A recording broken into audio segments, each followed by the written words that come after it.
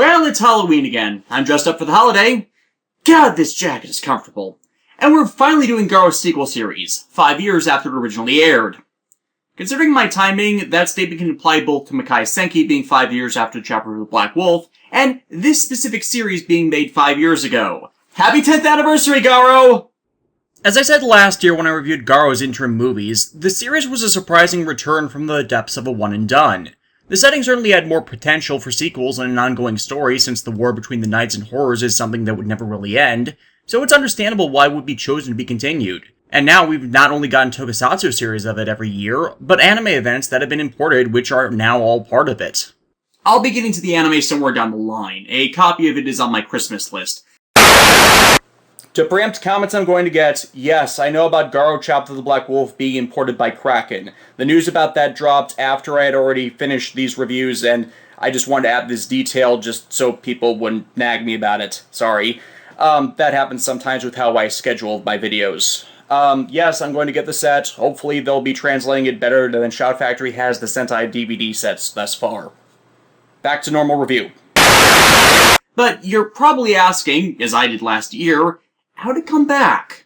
Well, from what I've been able to scrounge up since then, it's because Garo was a series that held a pretty strong cult following after its original airing, many seeing it as a breath of fresh air in comparison to less well-received or otherwise screwed-over shows of the mid to late 2000s, so those who caught Garo in the intervening years resulted in it gaining much wider acclaim.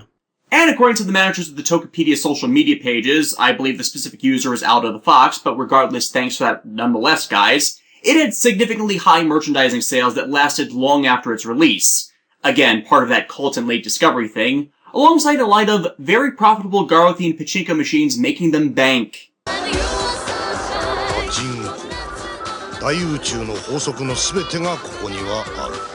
Both of these factors, and likely others as well, ultimately bringing interest to continuing the show.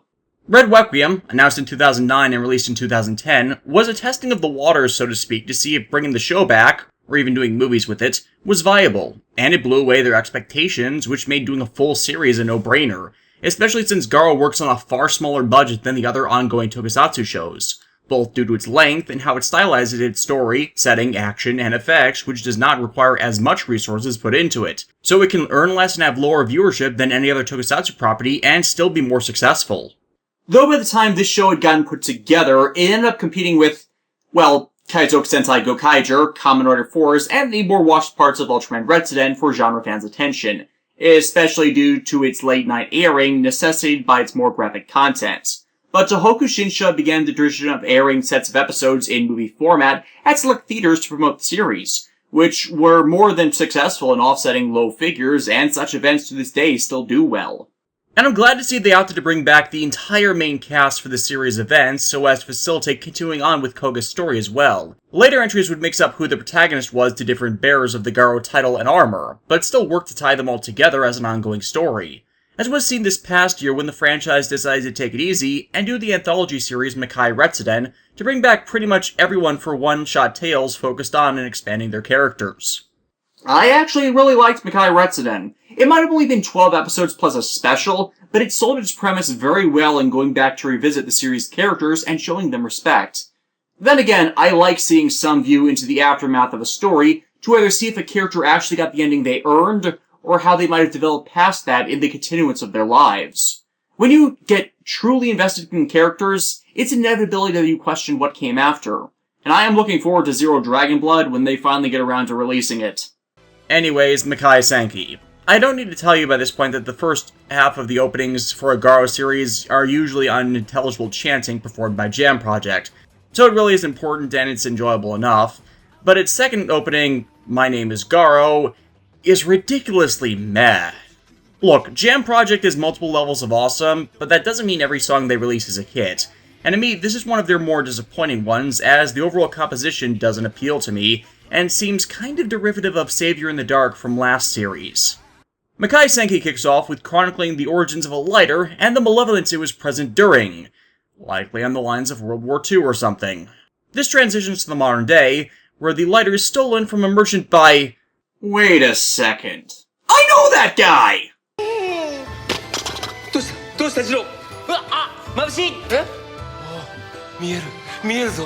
Okay, I know Garo has a tendency to snipe actors that appear in Toei's works, but I didn't realize it works the other way around so frequently. その間に壊れる人間の数は天文学的で早く逃げるんだ。ビルが大変なことになってるんだぞ。Alright, that happened too. Well, it turns out the Sage of Thieves is trying to flee from some local Yakuza because, I have no idea. I assume it was a job that went wrong, as they show how some comrades of his were punished for whatever they did, but due to the feelings of fear, the depravity of the criminals... Oop, topless woman, take a shot. And just all the negative karma the lighter's been exposed to, leads to it serving as a gate for a horror, which ironically saves the corrupt sage.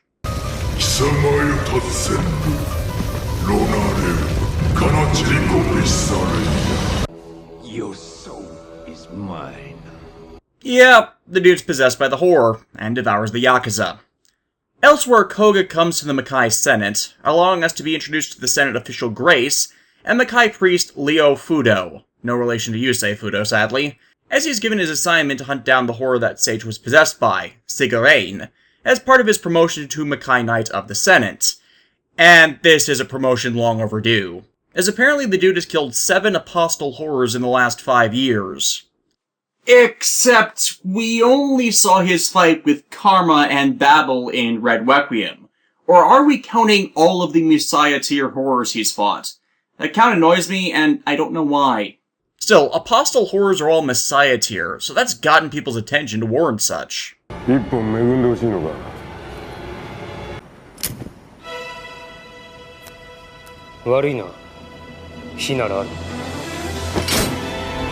I see what you did there.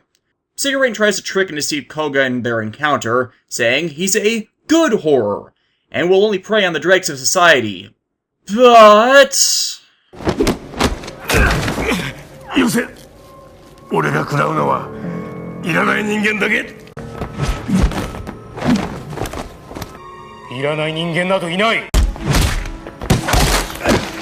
You know, with all the bullshit that happened to Ghost, either from its storytelling or things that happened to it externally, this is downright cathartic. As you would expect from Garo, its fight choreography is excellent. Fast-paced, while still fully coherent, and yet showing how one's skill in the technology available has advanced in 5 years.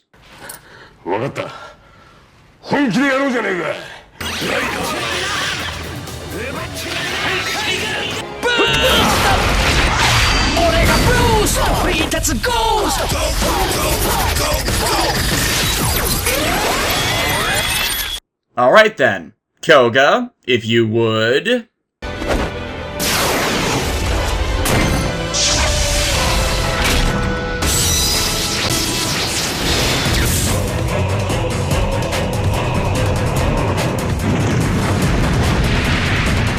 And of course, once Garo armors up, no matter the trick the horror pulls, it's ineffective against an armored knight.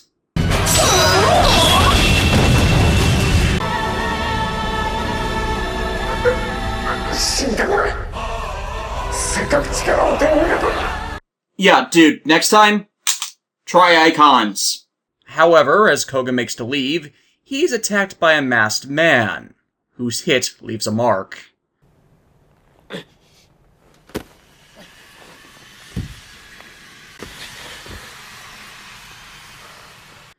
Literally. As one of Garo's failings is its issues with serialization, this thing isn't elaborated on immediately to inform the audience what's going down, instead moving on to the horror of the week focus in the next episode.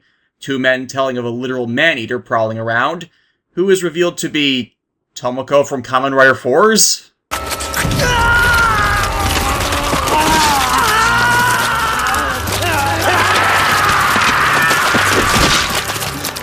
Ryusei, no! Meanwhile, it's revealed that Kaoru is working on an original children's book with a publisher as her ongoing subplot for the series. Though, sadly, her publisher is something of a jackass.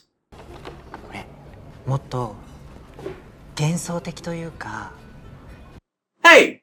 How about some constructive criticism? At least when I'm a critical jackass, I point at what I consider to be actual problems with something and try to provide ideas for improvements.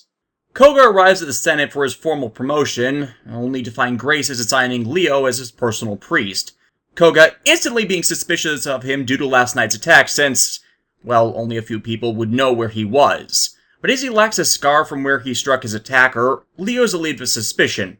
For now. The pair revealing that Leo is in fact the creator of the Goryus, the little support mechanoid we first saw used by Shiguto in Red Requiem. Very nice fleshing out of backstory, and this is clearly a useful device that can allow Makai priests to more promptly engage horrors in battles once again, since there aren't enough Makai Knight armors to go around. Hell, even Koga recognizes how useful they could be, even if they are only useful against weaker horrors.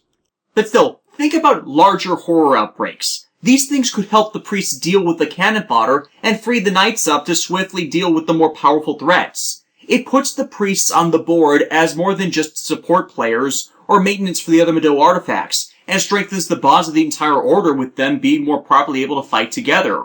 Everybody does win from these things gaining more widespread development and release. They started on the hunt for Not Tomoko, using the Mido fish Rekka created for Koga to track it from its initial spawning site to its hideout, while also crossing paths with Kaoru, leading her to accidentally walk straight into the den. Well, at least most of the time it isn't her own damn fault. To be fair, she thought it would lead her to Koga, since the two keep missing each other with their respective work, and it admittedly does. It's just ridiculously bad timing. But yes, now she's allowed to see Not Tomoko's collection of men. As this is an entity that appreciates the beauty of things. Those that meet her standard, she turns into her own Hellraiser harem chained to the ceiling. Though to my surprise, Kaoru actually is very helpful in evacuating the newest victim as Koga confronts her. While she initially deals some good hits, her movements are pretty obviously choreographed by the lamp she uses to teleport.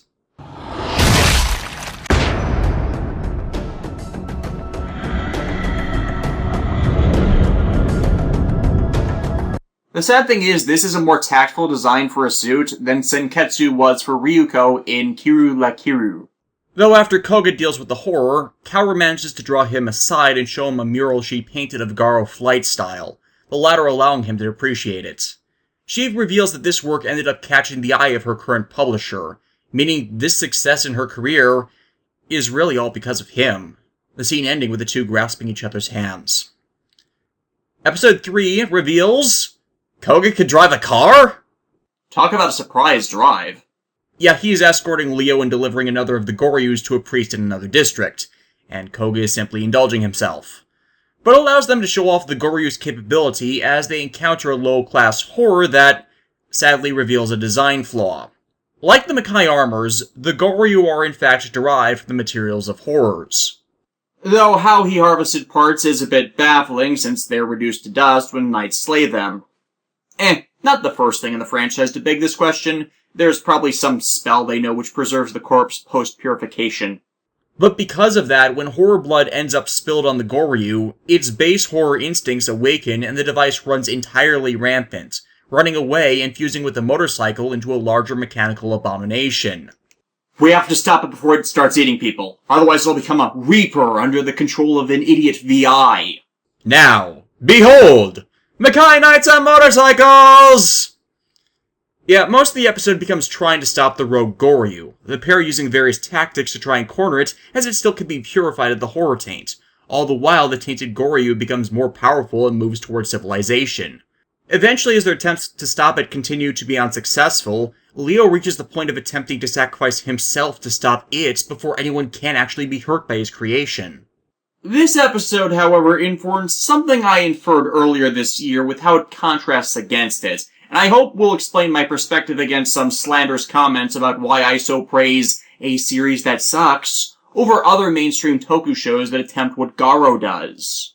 This episode has most of it done with a visual style similar to what is showcased in Kamen Rider the First, and by proxy are also seen in Kamen Rider the Next and Amazons. Same light leveling and washed out color scheme, same type of fights on bikes, same savagery with the enemies. But while I did not like such in those productions, all of that works here for a few key reasons. You're allowed to actually see the fights and the details and everything, as opposed to it being hidden by such stylization. There's no jagged editing leaving the pace of it all disjointed. Instead, the choreography flowing from moment to moment. The fight itself has a point in the story with how they're trying to stop this device and recover it while saving people that might be harmed from it.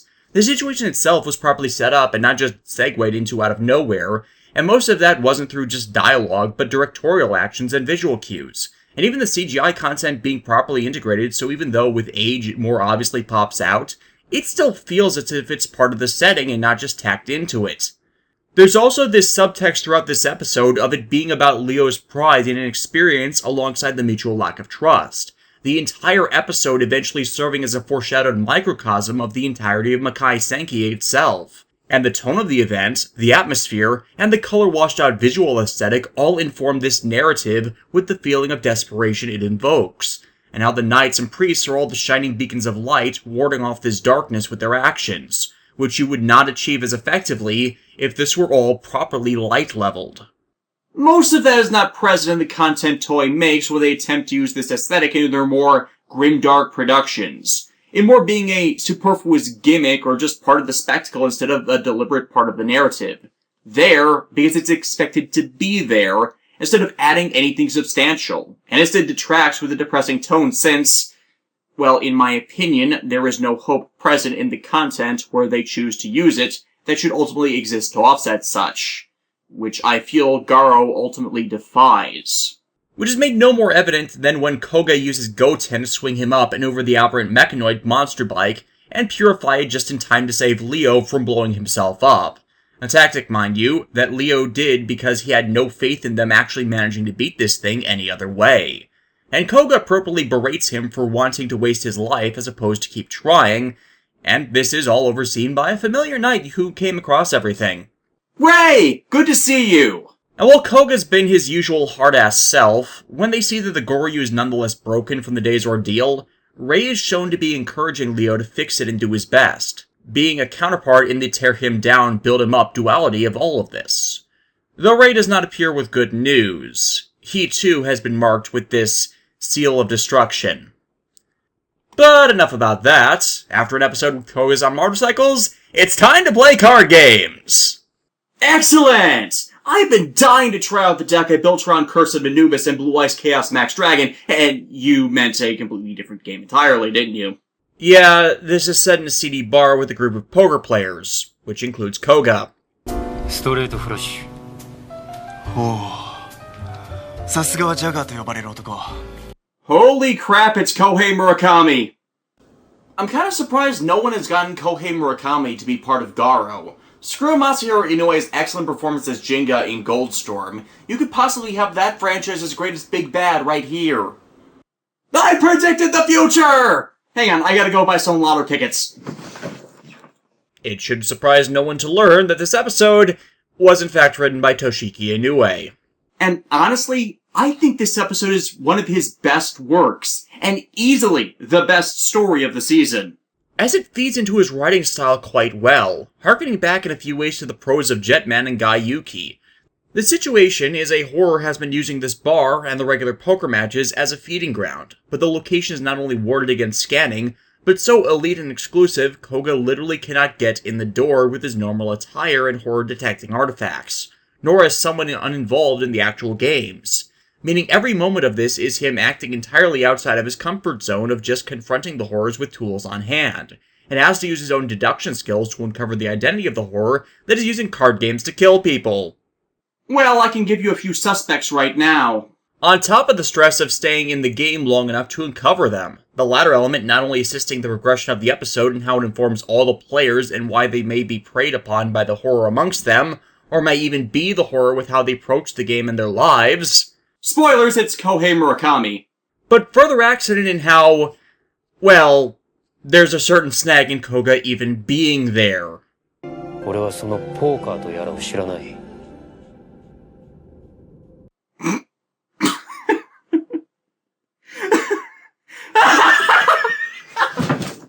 Even better, that fully buys into Koga's antisocial personality with how over-dedicated he is to the job.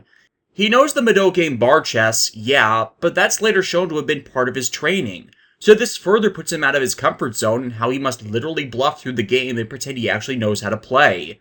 Eventually, the horror raises the stakes to the point that not only are the players betting their own lives, but he cons them into betting those of their loved ones so he gets twice the number of people to feast on, until it's just him and Koga, the latter finding where every one of the victims has been trapped by pretending to lose, before waging everything on one final chip in order to destroy the prison.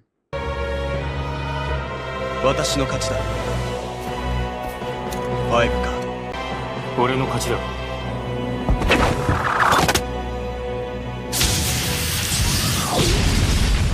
The horror itself is otherwise weak, both in power and how pathetic the design is, as if it's an anime-esque goblin fused with a Joker undead. Yes, I know the costume designer for Garo did Blade and Gokaiger's monster suit designs. Please stop telling me that. Though the episode closes out with a brick joke tying back to Kaoru and Gonza's part in the episode, that Koga's winning hand of the game would only be a winning hand in Old Maid.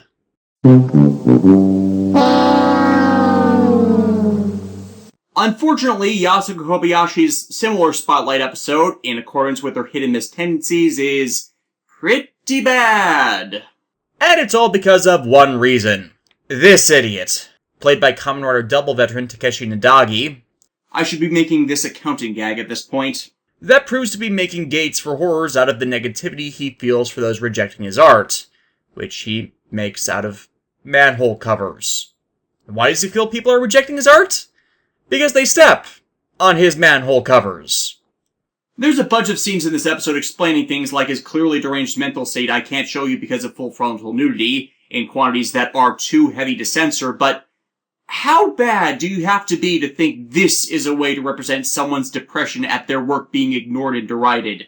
I mean, the man is a complete and utter idiot, as, yeah, he's trying to make art out of something mundane. I can kind of see the appeal. I customize my stuff all the time, but what did you expect someone to do with a manhole cover? Hang it up in a museum?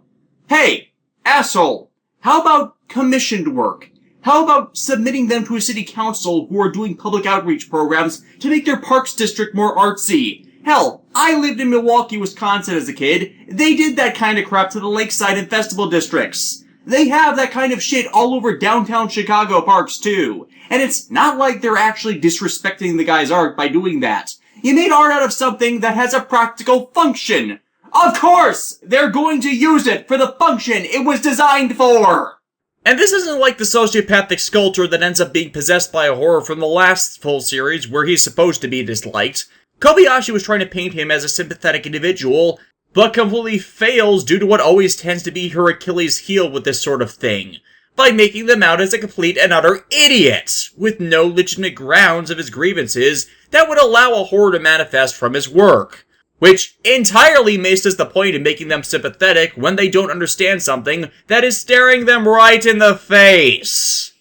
Hell, why are you making solely manhole covers in the first place? You're clearly a metalworking specialist. Why not smelt or carve these patterns into something that's abstract and self-standing? Or hell, how about putting those intricate designs on coins, or plates, or even hubcaps of our cars? Same circular shape, just smaller, and all more practical than something that, by its intrinsic nature, is only used for one thing!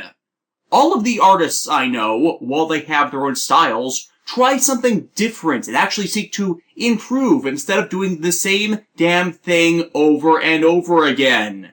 Hell, I keep changing my mediums of expression. I've been a writer, I've been a sketch artist, I've traced and modified existing work, done digital art, sculpted figures out of clay, and even done jewelry work and attempted to make chainmail. And with doing this show, I've moved on to creating props and elaborate original creations like my Blue Eyes White Dragon guitar. So not only is this guy an imbecile, he's bad at the very thing he's trying to build a career out of. And in a way that's actually insulting to those who attempt artistic expression. And of course, the episode does not explain any of this or justify his obsession with solely these manholes. Not help with this moron's jealousy of a former art school peer who happens to have been so successful that he's in fact a mentor to Kaoru's own pursuits. And I'd complain about a Ninja cast member being here, but frankly he's not the reason why this episode is shit, and Tsumuji was the last barely tolerable character to exist in that show by its end anyways. Anyways, yeah, a horror named Death Hole manifests through a gay created through this idiot's unjustified negativity, and uses him to create more manhole covers she turns into portals, which she uses to devour victims. Clearly these portals need extensive testing. Hang on, I know a murderous AI you may like. Leo assists Koga in hunting Death Hole, the encounter eventually culminating with them facing a worm? Quick, Koga! Learned how to clock up! Well, after dealing with it, they go to stop the artist from creating more gates, only for it to be revealed that after hallucinating about the wife he murdered, yeah, just right there, he was drawn into one of his manholes, Koga finding his corpse on the ground. So, what killed him? 俺たちが知る必要はない。 Yes, there is, because that is your job, Koga. If a horror or horror-like entity killed him, then it's your fucking job to find and stop it! This is easily the worst episode this series, and a top contender for worst Garo episode, period. Kobayashi completely failed here in my opinion in every intended pursuit, mostly because of the failed conception of the one-off character that was meant to tie all of this together. People say I go easy on Garo, but trust me. While I love Zero Black Blood, most of the bad Garo content all originates from the same source. So if you're waiting for me to more prominently badmouth this franchise, its day is coming. Anyways, we see an old couple sitting down for dinner with their son, who happens to be Miyuki Tezuka from Kamen Rider Ryuki. However, it's revealed over the episode that their son is dead. This has not been an illusion cast by a tree-like horror that has grown in their yard, brought to them from a seed their son found right before he died in a war zone. Having planted the seed and found this illusion gave them their son back, but would only emerge if they feed the plants raw meat. Does it have to be human? Does it have to be mine? Where am I supposed to get it?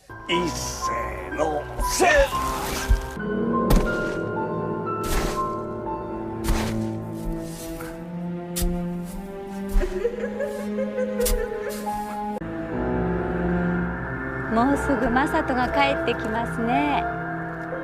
そうだな。 I gotta say, this was a fantastic setup for not only a Garo tale, but just a general excellent horror plot, as it feeds into the cunning means the more subtle predators employ. Hell, it doesn't even really need to do anything. The couple it's manipulated with this illusion it plays the same way over and over again, coupled with their senility and desperate grieving wish for their son back, is all it needs to do to get a meal.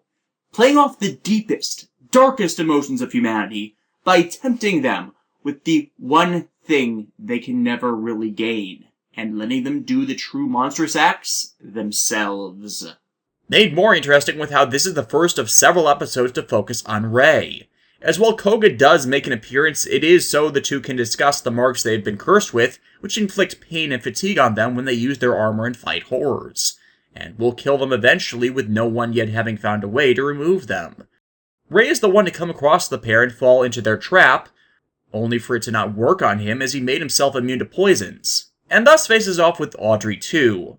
The old couple asks that he kill them, as with how long they've been manipulated they have nothing else, but... ごめん。俺が切るのはホラーだけど。 And so this dark tale ends, with the couple using their own poisons to end their own lives, wrapping with a narration of the last letter their son ever sent. 7 episodes in, we finally return to the Masked Man plot, with him praying to the corpse of a Messiah-class horror which will be involved in his plan. The horror deity's fang, Ganon! No, not that Ganon! Kaoru and Koga are shown having a pseudo-date before he's sent off to work, the artist drawing a sketch of the night for use in her book in an endeavor to be inspired towards the spirits it's supposed to contain, with this allowing her to meet Leo as he comes up with the next mission, escorting a collection of spirit beast pelts to a group of priests. The fur from these beasts are used in the construction of Mado brushes used by all of the priests, and this time being crafted by a man named Lattice, who is a complete and utter dick that ran Leo off. Lattice continues to be a dick to Koga as well, up until they are confronted by the Masked Man, who attempts to steal the pelts for his own use, Lattice running at the first sign of trouble. The Masked Man states his motivations. He views the knights stole power and prestige from the priests alongside their role as horror slayers, making the priests fully subservient to them. So now, he's going to make sure each and every Makai knight dies, so the priests will once again be the ones destroying the horrors. You're an idiot! In fact, since this individual spends most of the series unnamed in his masked identity, and I don't feel like spoiling it outright, I shall give this identity a name. I dubbed thee Akabaka! 'Cause it's true. This motivation is completely and utterly asinine. Even without future series knowledge which will elaborate on the Makai armor's origins, it's already been established the knights and armors were made because the priests, they could not handle the horrors on their own. And they were losing until they established the Knight Order. I mean, even now, with Leo's Goryu, they're still untested, and the previous episodes with it going rampant shows there's a lot of work yet to develop them to the stage where they're viable. And they still only work against low-tier horrors. I mean, what he says isn't lies. The knights did replace the priests, but only because the knights were made specifically to fight horrors. Of course they would be better at it than a glass cannon mage that spends their time learning spells while the knights train their bodies. It's why I've said in the past that a hunting party should consist of a paired knight and priest to complement physical capability with magical versatility to better counter any threat the manifested horrors may bring. And this is admittedly something done in later shows, and is beginning to be presented here with Leo supporting Koga. But it's just plain idiotic to blame the knights for a divide between both sides that is, frankly, very recent, since material set before this shows such a divide not existing. Which means Akabaka has a twisted, distorted, and unreliable perception of all this, even from this initial presentation of his motives, which worsens as the series goes on, as it's more fleshed out to reveal this jackass is just a petulant brat denied something he hadn't earned, nor was even worthy of to begin with. At the very least, with Kiba Gaiden when they expanded on Barago's backstory, it's explained his lust for power was born from a childhood tragedy that affected him throughout his life. The irony of this, as it's later revealed, is that Barago and Akabaka have the exact same reason for their turn to the dark side. They were denied the right to receive a Makai armor from their bearers. But at least Barago, for all the crap he was pulling, ultimately still wanted power to kill horrors, and the interim focused on killing horrors, which showed an inner nobility. Akabaka's plan would result in him giving the world to the horrors on a silver platter, and because he's trying to be spiteful to the knights, he was denied joining. Screw your Makai order! I'll create a better anti-horror force, with blackjack, and hookers, and magic robots that will never betray me, and artificial Makai armor I can use to kick knights' asses! Wait, what? Makai priests can do that? Well, okay. For it to be effective, the priest would need to be trained as a knight in the first place, and considering how difficult trying to cross-train specialization can be, I can see that spell not being the most useful. But damn, in emergencies, I would think copying an active knight armor would see use. Well, whatever. When in doubt, mirror match in a floating cloud of steel girders! Eventually, though, Koga realizes Akabaka only has the black armor when he's armored up, so removing such makes Akabaka lose his gear as well. Unfortunately, Akabaka gets away with half of the spirit pelt, made worse with how Koga sends the fish he named Kaoru to try and track him, only for Akabaka to smash it. No, not the fish! We jump back to feudal times to focus on a man named Juzo. No, not that Juzo. This Juzo is a samurai with a life-threatening illness that is looking for someone strong so he can die in battle. That happens to come across another samurai, who is in fact possessed by a cursed sword of Murama. Wait, it's not a Muramasa forged blade? But that's the historical figure's legacy they're drawing off of for this one. Anyways, yeah, he defeats the cursed swordsman, with the blade falling into his hands, the horror possessing it promising to take from him his illness if he would wield it.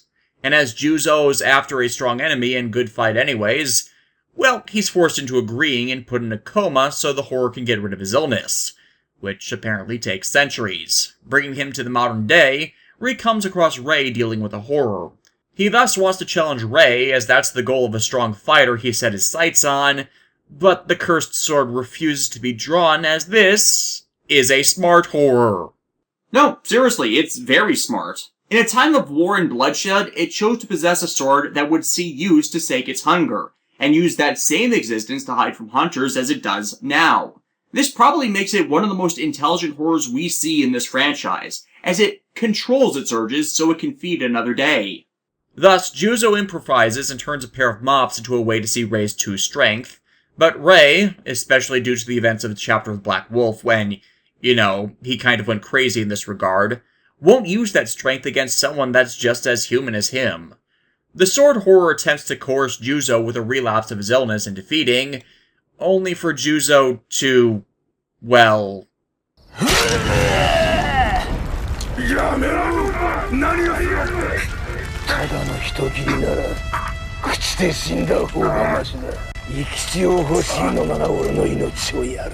This is why I made mention of the Muramasa mythos, as blades forged by the historical figure Muramasa Sengo or his students had a legacy of being known for their savagery, and popularly believed to hunger for blood and death, to the point no blade forged by that man could be sheathed until they drew blood from something.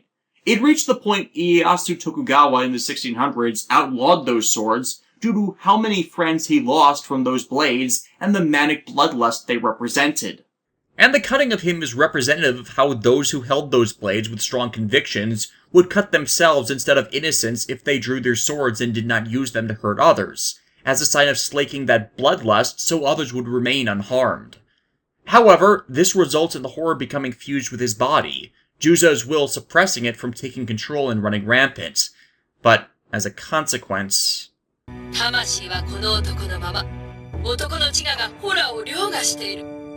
But it is still enough for Rei to now need to cut him down. Juzo revealing his sudden fixation on Rei is because, as a child, he saw Makai Knight save others from a horror, and that encounter has influenced him throughout his life. Which is ultimately the tragedy in all of this. For from the skill and power and strength of conviction, he could have been the greatest Makai Knight of his era had he been brought into the Order, and saved lives instead of ending them through senseless war and a desire for a warrior's death. All of this shown through the simple act of him being able to pick up one of Rei's soul metal blades with no effort. They finally transform, Juzo's will staying in dominion of the horror even with its abominable form overriding his, but finally is granted the warrior's death he wanted at Rei's hands. A classic tragedy, if ever there was one.